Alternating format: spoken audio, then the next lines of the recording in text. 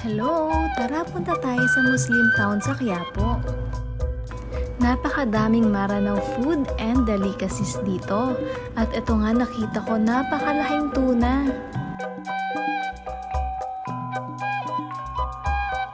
Ito naman chicken rendang.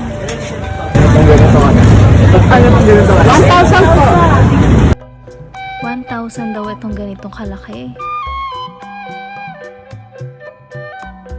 Tara, subukan natin. Ito nga, bumili kami ng dalawa at binabalot pala ito sa dyaryo.